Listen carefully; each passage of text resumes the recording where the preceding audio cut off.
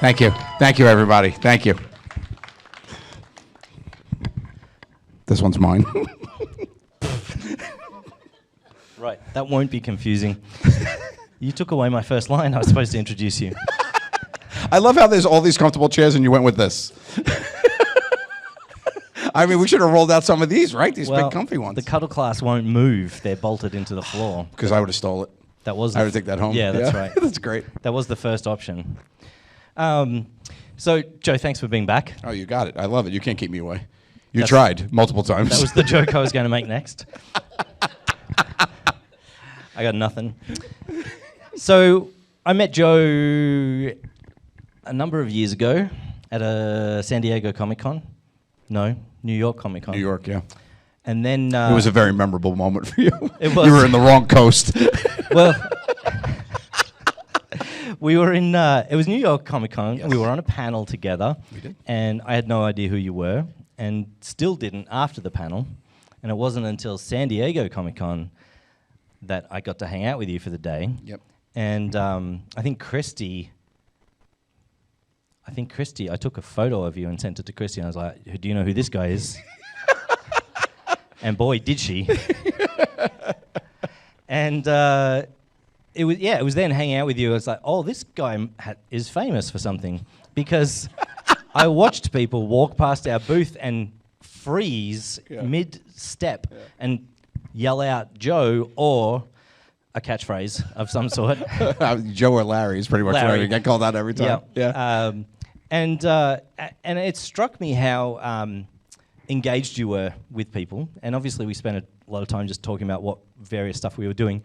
We were on that panel for anti-bullying work, but it did strike me then because it was easy to just sit and look around and see all these other people sitting behind their tables just waiting to autograph something and get rid of the person and collect their $50 or whatever it was. And that was not what you were doing. So then I asked Christy who you were, and I think we invited you to the next Hero Round Table after that, and you've just not stopped coming. Yeah, I just kept coming.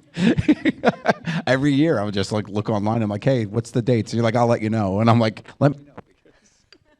I broke it. No, I'm back. I love this event, and it's great.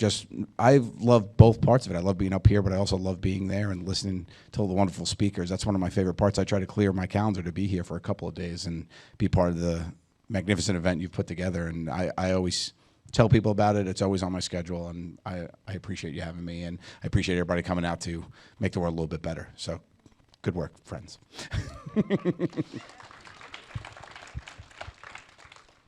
So this is the 10th anniversary of the Hero Round Table. 10 years we've been doing this. Yeah. It's 10 years, guys. Oh. Long time. What are some of the highlight memories for you of those? I think you've done 5 now. Yeah. So I'm glad you asked. Guys, roll it. I've done 5. Yeah, I think this is my 5th year. One year you asked me to talk and not do it like this, and I presented about dog adoption. Do you remember that year? And I'm sorry, Spumoni couldn't make it this year. I was out of town. I know. I always bring my dog Spumoni, but she couldn't make it this year. I tried to work it out. I'm sorry. Wow. They're like, send the dog. Keep Joe home. Well, I remember one year I presented on that, and then after I was like, I talked to Matt. I said, that was really fun to do that. He goes, yeah. He goes, maybe next year we'll just do what we always do. But I do think each year I'm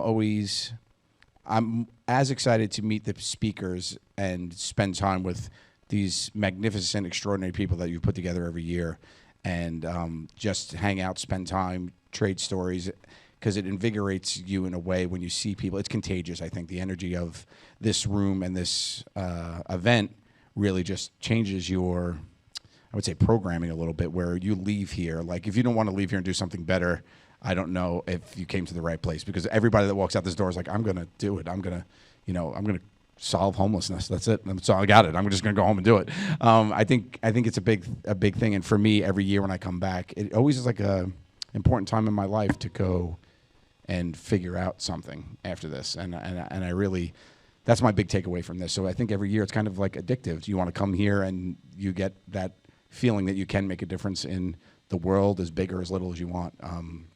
So over the 5 years, I think each time I'll always remember and take away something, and I always find I'm most productive the couple months after this, and then I just falls apart, and I get really lazy. But I mean, I have a huge like November every year. But yeah, for me, I think that's what it is. I've seen, and I've also seen it progress. I've seen more speakers. I've seen diversity in the speakers. I've seen the way that you've switched things up, the changing of venues, the switching up of formats where you have panels and things. It's really great to see what you do and be part of it. So, yeah. It's good that you notice those things. It makes me feel like someone sees me. So I think someone earlier today was saying, that we're regularly failing and learning, and I think it's easy to be afraid of failure and just keep doing the same thing every day or every year if you're doing a yearly event. And I think changing things up to see which parts can be improved. And I remember 2 events ago, you complained to me about how bad it was, and we changed some things around a little bit. Yeah, I'm honest. Yeah. It's like, this is not working for me. And I think the other thing that I appreciate that you see is that the speakers are all sitting up there as well, including you. And I think that is the key to this event, is that the speakers participate. And there's not one speaker who's ever been invited back that sat in the green room the whole time, or flew in, gave their talk, and flew back out again, because that's not what we do. Yeah, for sure.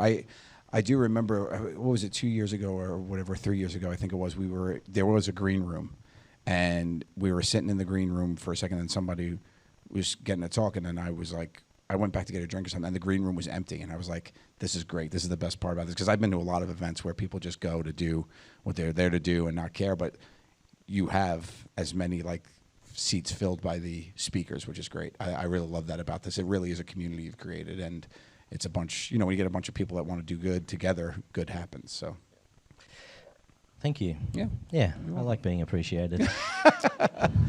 I could keep going if you want. Yeah. You look fabulous today. Did you lose some weight? One thing that's happened, I think, since the last event is you started a podcast. Yeah. Called Two Cool Moms. Two Cool Moms, yeah. Mums in Australia. And that's because you always wanted to be a cool mom. That's right. Always. That was always my thing. I always wanted a minivan.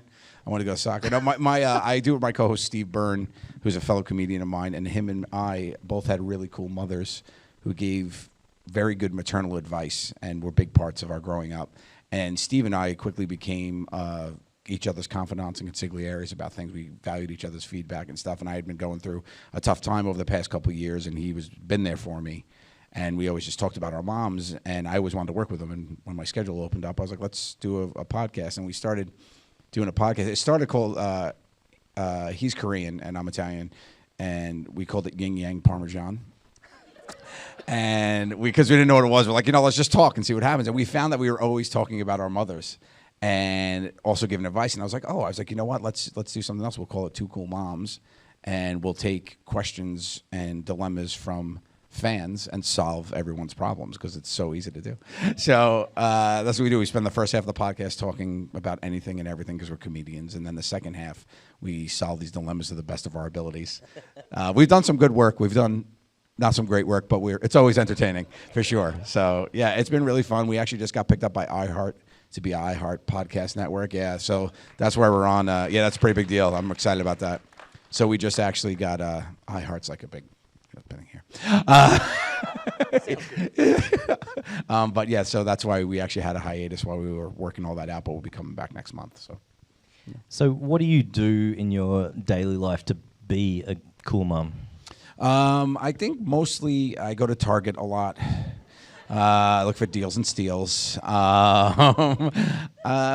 me, I really try to celebrate my mother as much as I can. I was just talking about this recently. My mom passed away pretty suddenly, and she's always been a big part of my life. A couple years back, it's like 10 years ago at this point. But I lost my father when I was young too. But I get asked a lot from people about death, because I'm very, very forward about the experience of it, and I make fun of it a lot. It was always a big part of me in my in the TV shows and whatever I had done. That it was always a joke, and I always make fun of the fact, because I think people are always alive if you keep celebrating their memory, right? So that's a big thing for me. So I'll always think about my mother often, especially now being a father with my 2 kids. and they ask questions about it. But my kids always associate death with old dogs because I have so many old dogs. So my son, one of our first, we had pictures of dogs all over the house and ones that passed and been with us. And one of our first old dogs that was Milana's favorite, my daughter, was named Zeppeli, a little fat King Charles Cavalier, a little cute dude, right? And he had passed away. And I have a picture of my mother in my office, and my son comes up, and he says, he goes, "Oh, is that other grandma?" I said, "Yeah, that's my mom." He goes, "Oh, she's dead like Zeppeli." And I was like, yeah. He's like, so is Zeppeli her pet now? Like he was trying to put together this whole thing about like if you pass away, is that with it? And I just like it's just funny to like have that be part of the conversation, and I don't shy from it. But I always think about like I always do like. I have these moments, and my kids always are like, tell me a story about your mom. Tell me, and they're really active about like, what was your mom like growing up? Because they know I'm like her, So it's interesting to always celebrate them that way. So I think I keep my mother alive very much through my children. Yeah. So what attributes do you think your kids would say are key to you being a cool mum? I think we have a couple things in the house that we just instill. So before I drop my kids off to school every day, I drive them and I drop them off, and we say, "Be brave, be kind, be a Gatto." That's like our mantra, and we have like a thing up in the house, and that's like our thing. So we try to make sure to do that all the time. But they also are like, I think they like that I make people laugh. I think they see the importance of that and stuff because my son is hysterical because he's like very shy, but sometimes he'll have these moments like, who is this kid? But it was like a month ago, he had come home from school and he goes, "Dad, I have a joke." Oh, okay, Rima, his name's Rima. Okay, Rima, what is it? He goes, "Sit down, you're going to want to tell this to the people." Because I call it the people when I go do my shows on stage. He's like, "Come here, sit down, you want to do it?" So he calls me to a conference. I have to sit down with my son, my 6-year-old son. And he goes, oh, and he just sits there and he gets all serious. And like, I'm trying because he gets shy and I don't want to be shy. So I'm holding back laughter. And I'm just like looking, I'm like, "Yeah, buddy, what's up?" And he goes, "What do you call a chicken that stares at lettuce?" And I go, "What?" And he goes, "Chicken sees a salad." And he busts out laughing and I laugh and he knocks on the table and goes, "You're welcome." And he walked away and I lost it. I was like, this kid is amazing. So funny. And then later, I had gone for shows. I was doing a show. Actually, it was out here in Royal Oak. It was, I did that. Yeah. I was out here. And when I came home, he's like, "Did you tell the people?" And I was like, "Yeah." And he liked that I helped make people laugh, I think that's a big part of it. But then even in their school and stuff, like I'm pretty active with their, like, that I'm around now. I'm active in the, the PTO and everything. So to be part of the community there with them is really fun. And they see, like, the impact you can make. They pick up on everything. So I think it's important to put out good vibes for them to realize, like, trying to make people's day a little brighter. Nice. Yeah. You missed this morning. My daughter said that when she needs a good joke, she'll go and talk to you, not me. She's smart. That was a proud moment. One of the problems I'm having is her humor is catching up to my level. Yeah. We gotta get you a joke book or something. Yeah. It's bad in group situations because she's getting more laughs than I am. Oh, no. Yeah. Well, that's good because you figure, the student has become the teacher. That's great. Become the master. That's right. Strike me down. Grasshopper. Yeah. So I think also, I think you had your nonprofit last year when we talked, but it just was starting, actually. Yeah. It was just started November of last year. So tell us about that year. It seems to be going great, guys. Yeah, it's great. Yeah, so Gatto Pups and Friends is my nonprofit. So we were taking in all these old dogs because we didn't want them to pass away in shelters and whatnot. And then we just had this collection of old dogs. And I was like, this is too many old dogs. I was like, we got to start getting these old dogs out of here. So we started an adoption center, and we actually, Bessie just went home to do our 45th adoption out of old dogs in a year, which is really great. So we started, thank you, yeah, which is great. And it's been it's different, like, because it's like a thing, like, it really is. Like, in the beginning, it was like, oh, we'll take care of some of these puppies, and then it was like, there's a lot of dogs that need a lot of help, especially in New York. There's just been a big change of people going back to work, and a lot of dogs. Like the New York ACC, which is the Animal Control Center in New York, which is famously known for being able to take anything. Like, there's stories about people roll up with a U-Haul full of cats, and they're like, we found these cats, and they just take them all in, get them adopted. They literally just stopped. They can't take any more dogs in New York. So it's insane, like, what's going on there right now. So we were like, oh, we really want to help and be part of it. So we opened up our own adoption center, which is fun. So now we have, like, in the neighborhood, we have our own little storefront. We bring some old dogs in, people come by, people in the community, and yeah, it's really rewarding work to actually feel like you could do more. Because I think that's a big part of it. Like, there's a progression always, right? In anything you do. You start small, you feel like you're good at it, you go bigger, you fail. You're like, I should have just stayed here. You go back, and then you're like, no, let me try again. And you go again, and you either fail or whatnot. And so many times, there's been so many times in my life where it's like, I could do this, and then it's like, no, I can't. Then you realize you can't. You're like, all right, let me try something else. But in this part, like, a couple of failures, are like, you know what, let's try it different. And we made some adjustments, and it's been going really well. And it's really rewarding work, too. So we get something out of it that way. Yeah, that's great. Yeah. So you said the family motto is be brave, be kind, be Gatto. Yeah. We can do 2/3 of that in the room generally. Was that a collective? Was there a collective creation around that, or was that parents saying this is what it is, or was it just start becoming a thing that was said, or how did that emerge? It came from me. Because I started dropping them off at school, and I always worried about, like, what my kids do, and I just want to give them a little bit of a roadmap. And you know how be kind has always been my motto. It's like one of my things that I've always just adopted. That came from our friends at Pop Culture Hero Coalition, and it just became like a thing that I actually started getting known for. Kind of my motto, which is weird because in my show that I got famous for, I torture my friends, but then I tell people to be kind. So it's kind of like a thing, and it was like something I had to explain around, but people could see it came from a place of kindness and good, fun, where everybody was on board for the idea. And the be brave part was more of, I consider myself, one of my attributes is bravery, where I put myself out there and get out there and don't be afraid what people think. And I think that's important as you're growing and discovering yourself, like especially children, to be like, try it, get out there and do what you can. And then be a Gatto just meant to, like, be yourself. And then also just attone yourself to, like, what we consider as a Gatto or in our family important characteristics. So I think as they get older, I see them apply it, which is really interesting, because they'll come home from school and tell me, I'll say, were you kind today? And they'll tell me a story about how they did something like that, whatever. And then, my daughter was like, she FaceTimed me, when I'm on the road a couple months ago, and she's like, Dad, I was so brave today. And I was like, tell me. She was like, they had a climbing wall. I went to the top. Like one of those, So it's interesting to see it really take its form on it now. And it started just as words, but I think it really starts to click, So. Yeah, and we had a panel earlier about creating culture. And repetition was one of those things, sure. and it sounds like that's why it's working. Yeah, it's a big part of it. But also, we just had a speaker talking about caring. I don't know if you were here. I was there. I just caught that one. Yeah. That we, as a society, don't have or we have a barrier to sharing that we've been caring, and older people are going to say, or are not going to tell you about how they got to the top of the climbing tower. And I think there's something there. I wonder, at what point do we stop saying, or your kids, but us as a whole, do we stop celebrating that stuff for ourselves? Yeah, I was brave today, or I was caring today.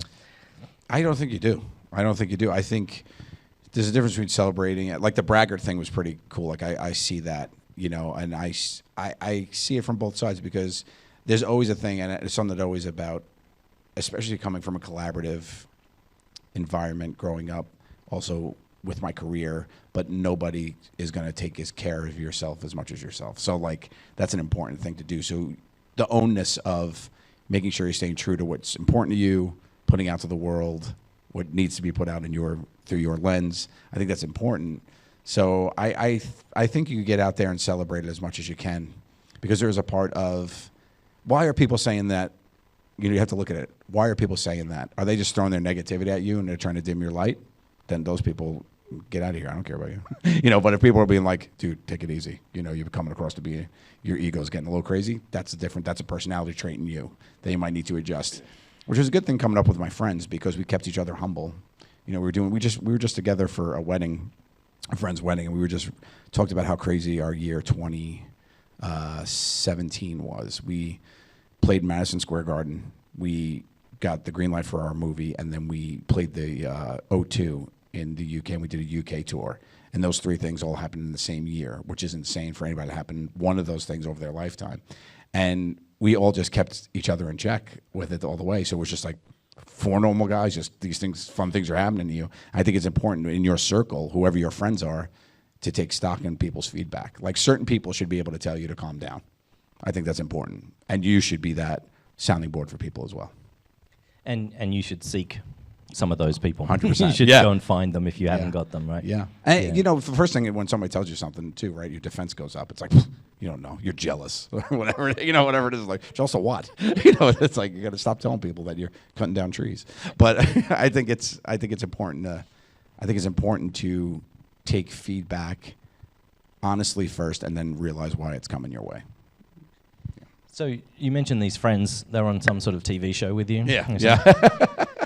So I was just talking to you outside, and there's about a month ago I saw a trailer for something coming to Australian TV, and it was 4 lifelong friends. I started getting suspicious just at that, and it was all about how they were punking each other and sort of. And I was like, what is going on here? And I think I might have said to Vienna, this is Joe. What? They've taken this thing. It turns out that it's a licensed thing, and I hadn't ever seen that before or any examples of that before. So I was fascinated to hear from you that this is something that has been going on for some time, that they licensed the show. Can you just give us a bit of a background on how that's gone so far? Yeah, it's interesting because you start something here in America and then it gets different versions of it all throughout, you know, the world. And just to see it, you know, people take to it or not take to it or whatever. And I think we were speaking about the Australian version is they're actually a group of friends. And I think that's what the big thing about the show on Practical Jokers was. It's 4 real friends. We weren't cast or whatever, you know. So I think finally they kind of got that part of it right. They're like, oh, this is why every other one failed, you know.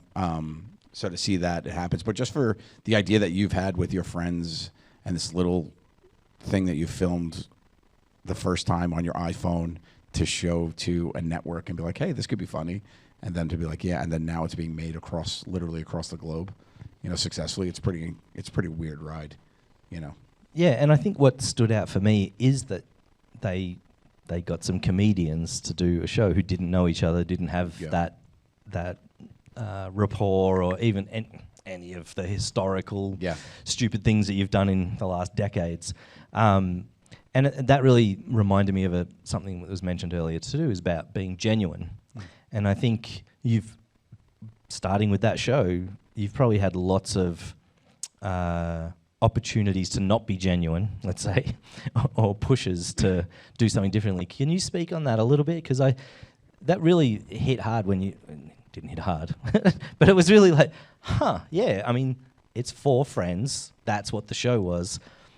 They're being genuine, so they've probably got a better chance of succeeding than 4 random comedians thrown in a room together. Yeah.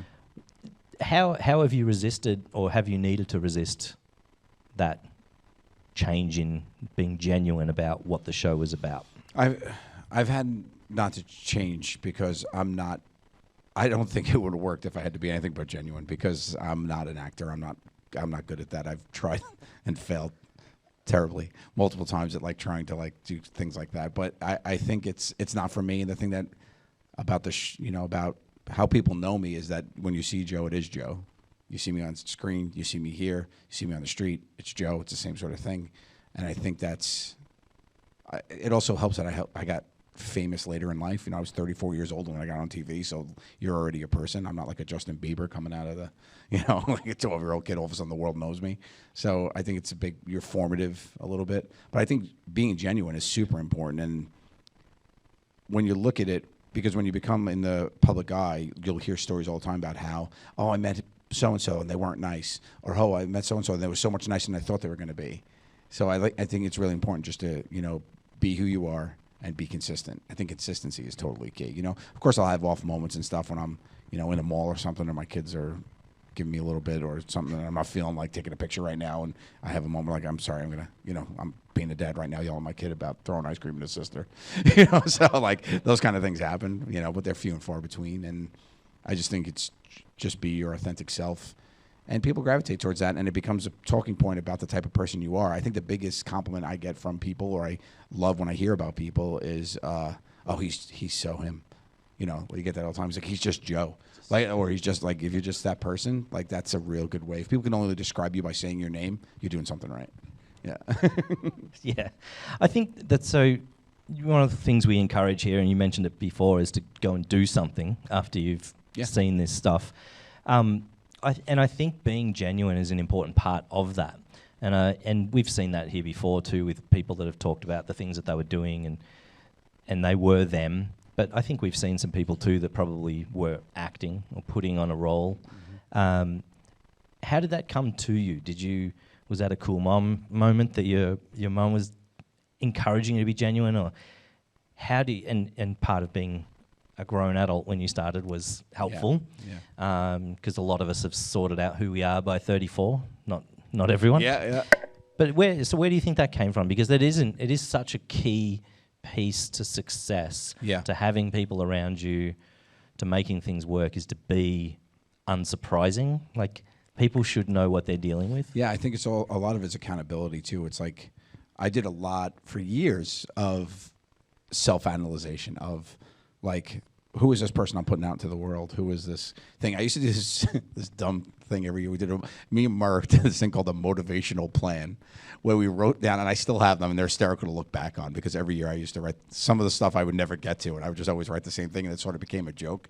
But where it came from was a good place, where you literally wrote down, like in a journal, what you wanted, and there was 3 things. It was part of ways you're going to develop yourself mentally, yourself spiritually, and then material and relationships. And that was all those 4 things. And then under each one, you'd be like, what you're going to do to make yourselves better, right?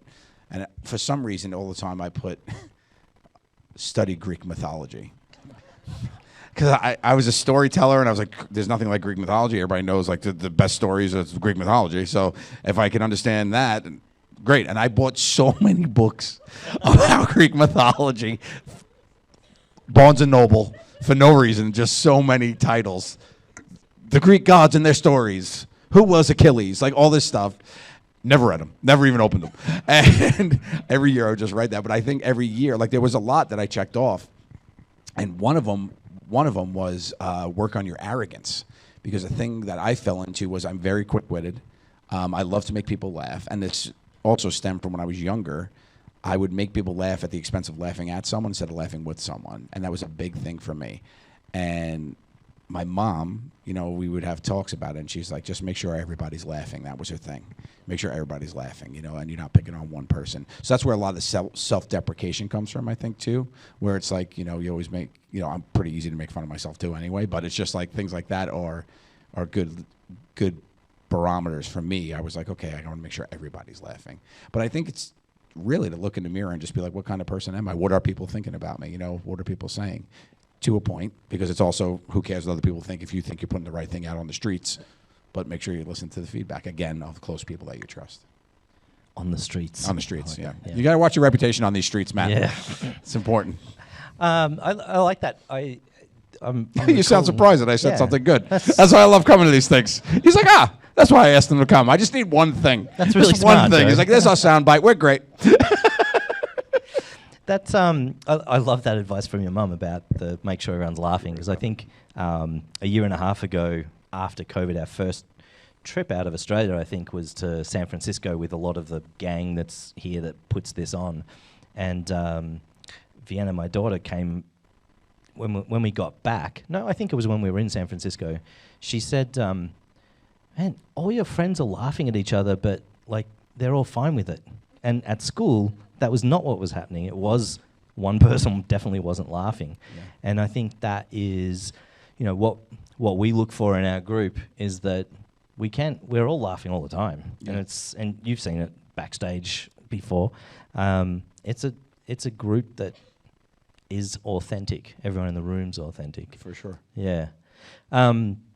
So how are you, how do you go about doing that, look yourself in the mirror? Yeah. It's hard. And be kind to yourself. Yeah, that's hard too. And critical. I mean, kind and critical sometimes don't go hand in hand. Sometimes you have to be honest with yourself, and you're not hearing the kindest things, But then you got to remember where it's coming from, what kind of place, So the past couple of years, I've had to take a serious look and be like, what's going on here? Like, what are we doing? What kind of father am I being? What kind of husband am I being? What am I, what kind of legacy am I leaving behind?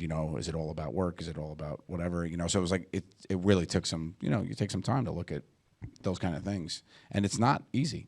Definitely not. Like you think about like where you think you are, and like where you think you should be, and how far apart they are, and so a big part of it is wanting to put the work in.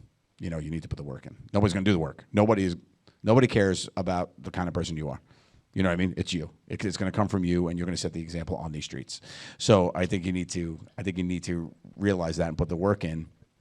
And it's okay not to be, not to sugarcoat stuff when you're speaking to yourself. It's important because the kindness doesn't have to be what you're feeling. The kindness is coming from what you want, like why you're saying it. Why you're saying it is as important as what you're saying, So if you're saying it to make yourself a better person, it's like, okay, you need to work on this, do it.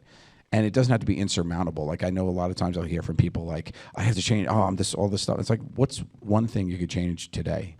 And start there. Like it's just always a starting point. Like it doesn't have to be this monstrous project where you're like, oh, I don't know what I'm doing with my life. I don't have any friends, blah, blah. Okay, what's one little piece that we could start doing here to get, I said that the world crumbled down upon me, and I had to just like find where the light was and just move a stone at a time, and you get through it. And I think that's a good way to think about it. It's like, all right, what's the first stone I can move here, and just build it that way. And when you did that, how did you grapple with how public you are? No, it sucked. It was the worst. There's a lot of I find this too with publicly facing projects or events. I had a bookshop up until last year, and closed it not because the bookshop wasn't working, but I got a full-time job, which is new for me.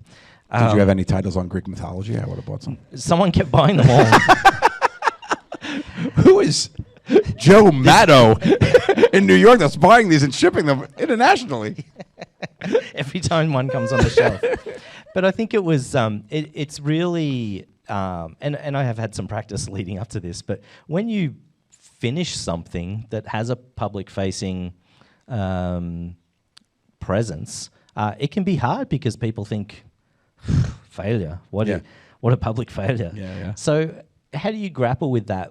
And this must happen with a lot of decisions that you make broadly, but and people I think in the room that are doing something and they know in their head that this can't keep going on this way, this can't keep happening, but I don't want to stop. I don't want to give up on everyone. I don't want to be a failure in public. I think that's a big driver these days. How do you grapple with that kind of thing to say like, this thing that I'm doing, not done? Do you need to make a big announcement? Do you just stop doing it? Do people ask you? Yeah. How do you grapple with that? I think you take it on a case-by-case thing because I've always felt that because I've had many careers, many different things that I've tried, many different ideas that have worked and what have not. But I think the biggest thing to remember is that if you keep doing the thing that's not working, you'll never get to the thing that works, right? So you have to shut it down to start up the right thing. So I think that's an important thing. And then also things run their course. Life changes, things change, your ambitions change, your motivations change, your circumstances change. And we're all just trying to, get through this sucky life as best we can, right? So I think you just need to empower yourself to feel that you're actually living a life worth living, right?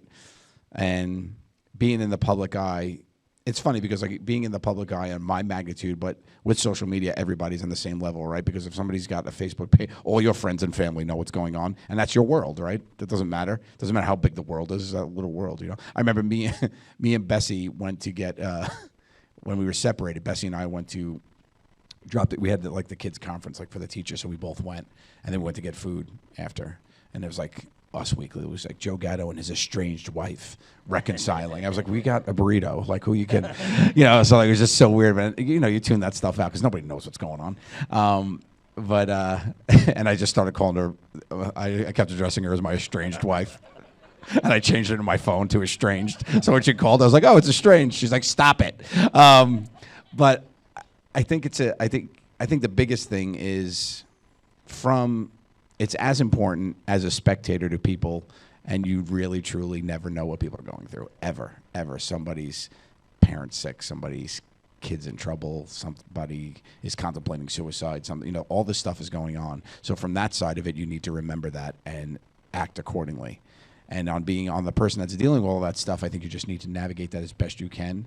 And my thing always is that it's impossible to do alone. I think you really need to find people that you could trust that could help you and love, help you love yourself and find things. You have to rely on yourself to do that, but help other people to empower you.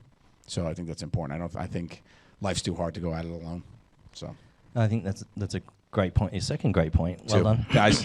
2 points if we're taking notes. Who are we writing these down? Thomas, 2 points. Good, great. Is this being live streamed? Is this being live streamed? It is. 2 points. I think it reminded me, and I think that's the great point was that our worlds, we all have worlds, and Yeah. there's different number of viewers, I suppose. And I just before we came over here from Australia, saw this story. You may have seen this story about the giant stingray. Did you see that story? It's approximately the length of the tight end of the Kansas City Chiefs, who's dating Taylor Swift, possibly. That was the first sentence of the New York Times story. Stingray caught approximately the length of whatever his name is. Travis Kelce. Yeah. Oh my God, it's hysterical. And then I just think, imagine dating Taylor Swift. And you're a unit of measurement. Yeah. I'll come over. How many Travis Kelce's away is it? How far? That's funny. I can throw 6 Travis. Yeah, that's so funny. But I just think that we all do live that. And if you're like, I live in a small country town. If I post something on Facebook, the whole town knows, and you've just got to not worry about it, basically, right? Yeah, I think that's. And we talked about that too when we say change the world. Like you want to leave this place and you want to change the world, right? And there's the world, and then there's the world, which is your world. And you could always start small with something. Today, you can impact somebody's life if you walk out the door and do something different. And that's, people get overwhelmed by like, oh, I want to do all this stuff. I want to, save the world. Well, save your world and then start from there and then just keep going. And it's a ripple effect. I think making small adjustments in your own existence helps. Yeah, great. So I'm love to see that you're repping Hero Roundtable today, as you do sometimes. I didn't realize we had a new T-shirt. Yeah, you got here late. Sorry, I know. They're all gone. One of the shirts that I see you wearing more than any other is the Be Kind shirt. And I wonder how hard that is to push that positive emotions and actions in the world. I see a lot of your followers really embrace it and they engage with you in that way. But is it getting more difficult to promote kindness than it was 5 years ago, 10 years ago? No, I think the world's gotten tougher, but I think people also realize the world needs it more, and I think people appreciate kindness a little bit more now. But I mean, it's tough out there. It really is. Like you see it. Like I do a lot of traveling for my show, Joe Gatto's Night of Comedy. Tickets available at joegattoofficial.com. And I'm in like different cities and different towns, and like you really feel. Take 1 point off, Thomas. You really do feel it like when you're out in different towns. And now when I meet the fans and whatnot and talk to people, you realize how much more people need it. So it feels like I have to do more, and it feels like I have to, give people more of at the show, make it so much more fun for them that they forget about all the BS that's happening in their life. And I'm proud of that I've put that together, but I think that's a big part of it. So I think it kind of is like a self-fulfilling thing. The world needs more kindness because the world's terrible. So you have to be kinder and work harder. So it's like kind of like this whole thing. I just think that people are getting a little bit more pessimistic because I feel like people are giving up on the world a little bit easier now, being like, oh, it's so bad out there. Yeah, it is, but everything we could try, let's not give up. So I think that's part of the thing about being kind. It's like nobody's kind. Like that's what you'll hear now. So it's like nobody's kind. Have you seen this? Blah blah blah. And it's like, yeah, but that's not what I'm talking about. I'm talking about, bringing in your newspaper for your old neighbor. Like, start there. You know what I mean? Things like that. So it is tough, but I think I still have faith. And I think that goes back to the caring talk we just had too. That we believe it's important, but we don't believe other people are doing it. Yeah. There's a disconnect there somewhere. Yeah, sure. And I think trying to get people to attend this event, they'd much prefer to attend a half day that tells you how to become a millionaire by the end of the month. Which is so silly. Just so silly, because You then need why like 2 isn't months. everybody a millionaire, guys? Guys, if it's so easy, why isn't it? You see these things all the time. These guys like, you want to be a millionaire? You buy a chair. You put a chair on the street, you charge people $2 to sit in it. What? What are you talking about? Yeah, then by the end of the month, you have $3,000. You take that, you buy a couch. What are you talking about? So dumb. I mean, like, if you listen to Barry Knuckles, he told you buy a couch. I'm a multimillionaire. I own 3 couches. So silly. Like, it's like I actually did a thing about this a little while ago. I was like, put in the work. Put in the work. You have to put in the work. If you want to make a difference, if you want to make your life better, you have to put in the work. Bottom line. That's it. Because you guys were an overnight sensation. A 20-year overnight success. Yeah, forgetting. You know how many times we failed? Crazy. We started in '99, playing to 50 people in a black box theater, which are mostly family and friends that we forced to come. And we ended up owing the theater $20. We made no money. At the end of the night, I had to give them, the bill came, and they're like, yeah, you saw this many tickets. Okay, and it's $20. I'm like, $20? So it was $5 each. And there we go. We were famous. And then we just, tried a whole bunch of things. I remember we had our first, show. We had our first pilot. And it was called Meet the Tenderloins, because that's the name of our group. You get it. And we just did this, like, sketch comedy show, and we did it. And we were like, that's great. And they were like, nah. I'm like, okay, now what? And they're like, oh, well. And everybody was like, it's all right. You tried. I'm like, what do you mean we tried? I was like, hey, we could come up with another idea.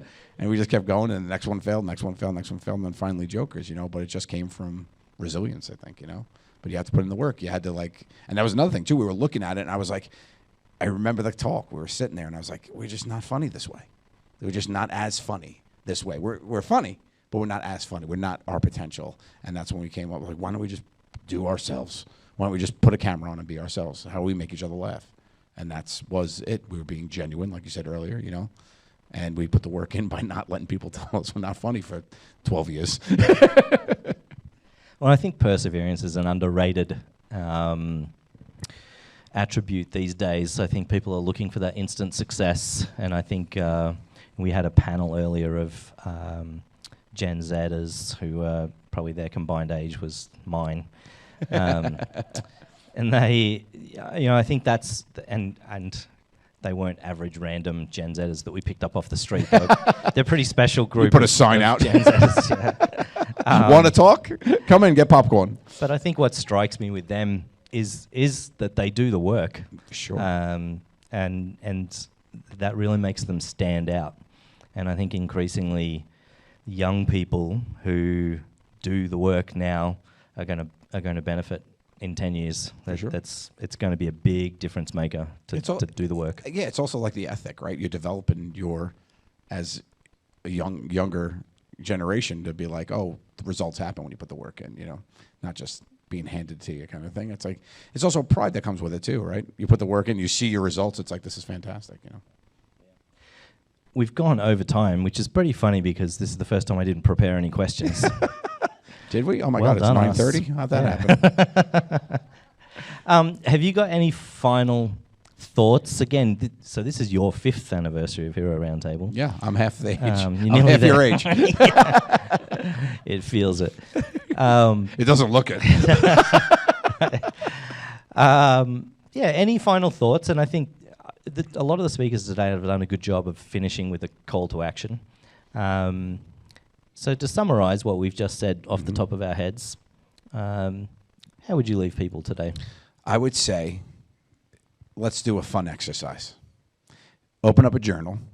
On one side, you've got 2 pages. One side, write 5 things you love about yourself, 5 things that you want to change about yourself. Okay? And then the things on the left, the 5 things that you like about yourself, do them 3 times as hard. And the things on the right that you don't like about yourself, pick one to start with and get rid of it. And then just wait till you have nothing left on that right-hand side of the page. And you'll change your balance, and you'll get yourself in a good spot. I think that's easy. I think everybody here could do it. You know. And also give a high five to a stranger. Let's see how that goes for everybody. I think everybody should give a high five. Because that changes somebody's day. You're walking down the street, changes your high five. Like, what'd I do? I did something. It just changes your whole mentality. Yeah, it makes it better. So, high five to each and every one of you guys out there. I love you. There you go. And that doesn't count the high five you gave back there because you two know each other. You're sitting next to each other. Avalon, come on. A stranger, I said. It was clearly in the directions. And Gen Z, man. yeah, I tell you, man. Yeah.